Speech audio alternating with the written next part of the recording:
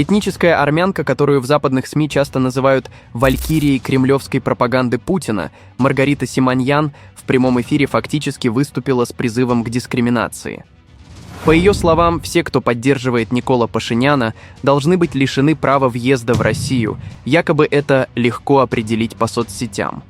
Более того, она заявила, что сторонники Пашиняна – это русофобы, и предложила Кремлю выяснять, кто из армян за него голосовал, чтобы по этому принципу решать – пускать в страну или выдворять и больше не впускать. В той же логике прозвучал и привычный тезис о том, что Россия якобы 300 лет спасает Армению, а армяне оказались неблагодарными. О 300 годах, разумеется, можно долго спорить, но факт остается фактом. Всего несколько лет назад Россия своим бездействием и политическими решениями фактически помогла Азербайджану завершить этническую чистку армян в Нагорном Карабахе. При этом важно не отождествлять Россию с ее нынешним политическим режимом. У Армении нет проблем с русским народом, с этим согласятся тысячи россиян, переехавших в Армению за последние годы. Проблемы есть к действиям властей и к откровенно антиармянской пропаганде, которая все чаще звучит на федеральных телеканалах. По сути, Маргарита Симоньян публично выступает с элементами шовинизма на российском телевидении. Возникает закономерный вопрос – это утрата адекватности или сознательный цинизм? Впрочем, ответ очевиден. Она прекрасно понимает, что делает. Просто зарабатывает свой кусок хлеба, используя Армению как удобную мишень. И на минуту стоит представить обратную ситуацию, чтобы грузинский или азербайджанский журналист, живущий в России, позволял себе подобные заявления в адрес своей исторической родины или народа, это выглядело бы абсолютно невозможным. Но, увы, у нас есть свой уникальный типаж. Чем достойнее армянин, тем отвратительнее выглядит армянин-мерзавец. К хору обвинений присоединился и Дмитрий Медведев, который традиционно обвинил Армению, разумеется, тоже в русофобии и в содействии усилению влияния НАТО в регионе. По версии Медведева, после распада СССР Альянс якобы использовал ряд постсоветских государств как инструмент против России. В этом списке он без колебаний упомянул и Армению, заявив, что она следует курсу НАТО и повторяет путь Грузии и Украины. Последняя, по его выражению, превратилась в рассадник русофобии. Заместитель председателя Совбеза России также заявил, что под прикрытием разговоров о партнерстве НАТО вплотную приближается к границам России, используя марионеточные режимы в качестве тарана. По его словам, именно по такому сценарию сейчас якобы развиваются события в Молдавии и Армении. Иными словами, Димон после 3 литров выдал стандартный набор штампов. НАТО приближается, режимы марионеточные, вокруг одни враги.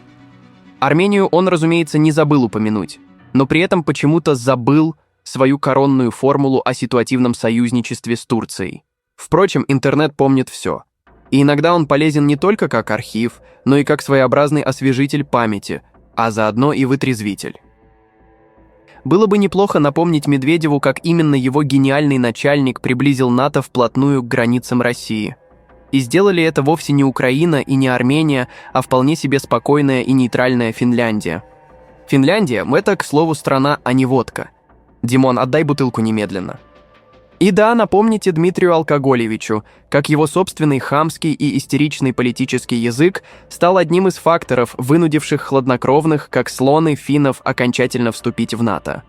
Да заберите вы у него бутылку ради всего святого. В России все чаще пытаются сделать Армению виноватой буквально во всех бедах, от геополитики до собственных провалов. Это путь в никуда. Такая риторика настраивает против России даже тех граждан Армении, кто ранее сохранял политический нейтралитет и не был настроен антироссийски. Вся ответственность за этот процесс лежит не на Армении, а на конкретных российских говорящих головах, которые день за днем формируют образ врага там, где его объективно не было. Ирония давно подмечена народным фольклором. У армянского радио спрашивают: «Россия вас постоянно спасает, чем вы недовольны?»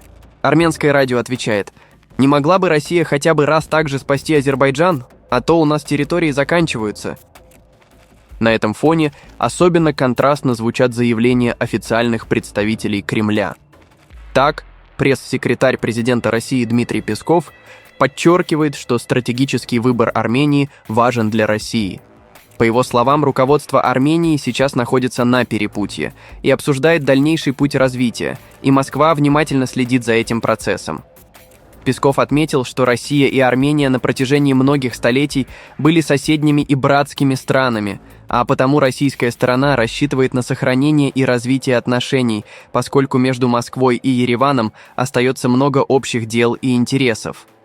Отдельно он указал, что интеграционное сотрудничество между странами способствует росту ВВП Армении, а Евразийский экономический союз якобы является для Армении более эффективным фортом, чем любые альтернативные варианты. Однако параллельно с этими осторожными и дипломатичными заявлениями звучат куда более тревожные сигналы по линии силовых и военно-политических структур. Председатель Постоянного совета ОДКБ Виктор Васильев заявил, что недружественные военно-политические шаги западных стран вокруг Армении могут привести к дальнейшему обострению ситуации в регионе. Таким образом, складывается парадоксальная картина. С одной стороны, заявление о братстве, экономической выгоде и стратегической важности Армении. С другой – постоянные обвинения, запугивание и навешивание ярлыков русофобии. Именно этот разрыв между официальной дипломатией и агрессивной пропагандистской риторикой и разрушает доверие быстрее любых внешних факторов. На фоне обвинений, истерик и попыток представить Армению источником всех проблем, реальные процессы в регионе развиваются в совершенно иной плоскости.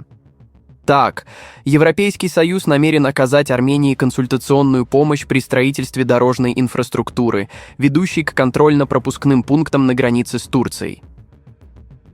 Соответствующий меморандум был подписан в Брюсселе заместителем министра территориального управления и инфраструктуры Армении Кристине Галичян с представителями Европейской комиссии и Европейского инвестиционного банка. Об этом сообщил министр Давид Худатян. Документ предусматривает содействие подготовительным работам по стратегическим дорожным направлениям Ахурик-Каян и Маргара-Каян, которые должны соединить пограничные КПП на армяно-турецкой границе с общей дорожной сетью Армении. Проект реализуется в рамках инициативы армянского правительства «Перекресток мира» и вписывается в концепцию региональной связности, а не конфронтации.